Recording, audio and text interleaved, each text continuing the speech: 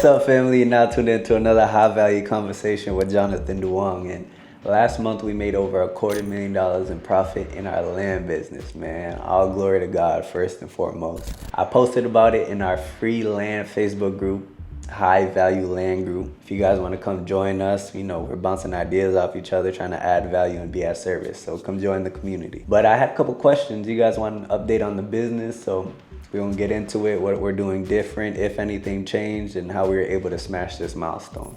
One of the first questions I got was about the team. How many people on your team? Did it grow? What are the roles? So we had a team of 4 and it actually went down to a team of 3, right? So I'm still handling dispositions. I enjoy building relationships with buyers and builders and getting the deal sold. We have a VA that does SMS marketing all day, and we have an acquisitions manager that wears different hats that can lock up deals, send contracts, do market research, things of that nature, right? So our team actually got smaller. When it comes to our marketing channels, right, we're still doing the top 2 marketing that works for us, which is SMS and direct mail. I tried cold calling. It was tough. I couldn't get it done. So if you guys got any tips for me, comment below. I definitely would like to close some deals cold calling. When it comes to our marketing expenses, they vary from maybe $3,000 to $5,000 a month, depending on how much marketing we're sending out, and that's including paying our teammates too, right? So that didn't change much. And then our markets. For the last 4 years, I've been wholesaling land in the state of Florida, and I have not closed any deals outside of Florida. But this year, we are going to be expanding and trying to copy and paste our systems here in different markets. So I'm working on a joint venture submission portal where you guys can submit your land deals and I can find you buyers, or you can submit your buyer's criteria and we can find you land deals. However it works for you guys, we could partner up, try to make some money together, you feel me? So not much change when it comes to that aspect of the business. We just trying to be consistent month over month, see what's working, double down on that, try new things. If that doesn't work, cut back. So it's trial and error in this entrepreneurship, right? So before I get into the main thing we did differently to hit that milestone and make over that $250,000, I wanted to speak about the journey, right? Because I want to be transparent and let you guys know how this works. So like I said, I started the land business in 2020. We all know we were going through uncertain times. It was crazy, right? The economy was crazy, everything up and down, a lot of fear everywhere, but a lot of people were pivoting because as sad as it is, we started to realize we can't depend on other people to feed our families because when things get tough. So I was on this journey of trying to figure out what my next step was, because I wasn't working for 2 years prior to that. I was just on this journey of self-development, reading the Bible, trying to build my relationship with God. And I got into a business model of land flipping. The reason I got into it because the business model I wanted to have was I can work from anywhere as long as I got Wi-Fi connection and I can work from a laptop. So basically I'm mobile. If I want to be here, there, across the world, as long as I got Wi-Fi, I can make a living, right? So that's kind of why I jumped into the land side of wholesaling. But that whole year of 2020, we made a grand total profit of $3,000. And I'm talking about the whole year, like there was nothing else, right? So yeah, as the years went and we progressed, we were able to hit different milestones. But in the first 6 months of 2024, we made more than what we made in the last 3 years. So it just shows you the substantial growth when you stick to something and you don't chase these shiny objects and you just focus and lock in, right? But during these 6 months, there was $100,000 months. There was $50,000 months, back to $100,000 months. And in April of 2024, guess how much we made? $0, right? We closed no deals. And this is what I want to get at. It's like when these rough months happen, how are you going to react? How are you going to adjust and pivot, right? At first, the negative thoughts set in from the enemy. You're like, what am I doing wrong? Man, maybe this isn't for me. But then the faith kicks in, right? You choose to have positive thoughts. You choose to pray about it. You choose to focus on God and not focus on what's going wrong, right? And, it was tough, but what we decided to do was to double down. So we doubled down on our marketing, on SMS and mailers. June got a little better. No, it was May that got a little better, and then June we hit our $250,000 month in profit. And what changed, right? So I would say about $90,000 was from assignment fees, which you guys know we've been talking about wholesaling land, right? And then the remainder of the profit came from land flipping. What is the difference? Same process, find a market where there's demand. We find our buyers and builders, we build their relationship, we get the criteria. For this example, the buyer's paying $90,000 for a 10,000 square foot lot. Okay, perfect. Now we're marketing. Okay, we made an offer for $70,000. The seller's okay with it. We send them a contract. We send the buyer an assignment. Buyer's at 90, seller's at 70. We make what's in the middle, $20,000. Boom.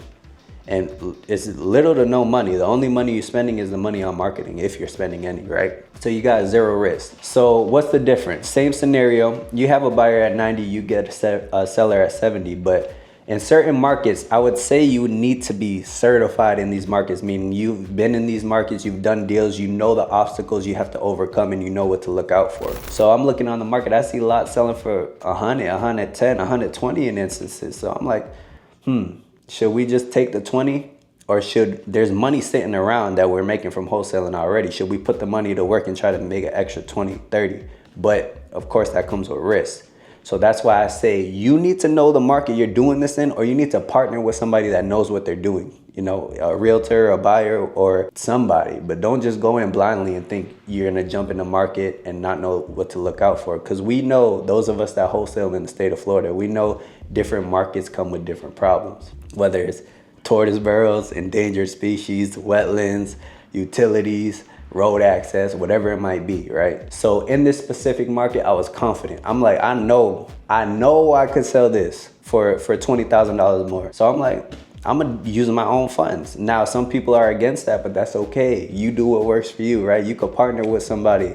You could borrow the money however you want to play it. But I'm like, man, the money's just sitting there. Let me put it to work. So that same $70,000 lot, we go ahead, we purchase it, right? Once you purchase it, you could list it on the market with a realtor, or you could flat fee it. I chose to flat fee it. So I flat feed it on the market. Now we have eyes from retail buyers.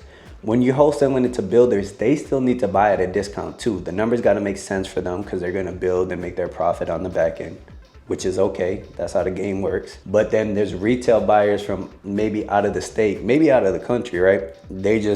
They have their idea of a dream location and a dream house, so they're willing to pay top dollar.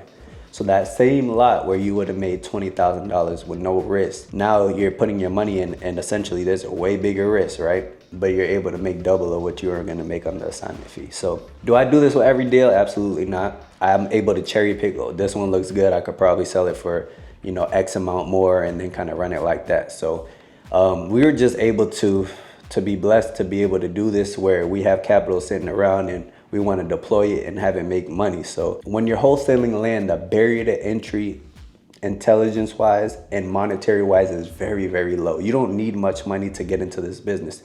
You could do this business with $0. It's just going to take a lot of your time. And when it comes to intelligence wise, don't make it harder than what it is, family. You find a buyer, right? They say, hey, I'll pay you $90,000 for this kind of lot. You get a seller to sell it to you at 80 or 70 or 85 or whatever it is under that. That's it. That's the game. You don't got to make it any more complicated than what it is, right?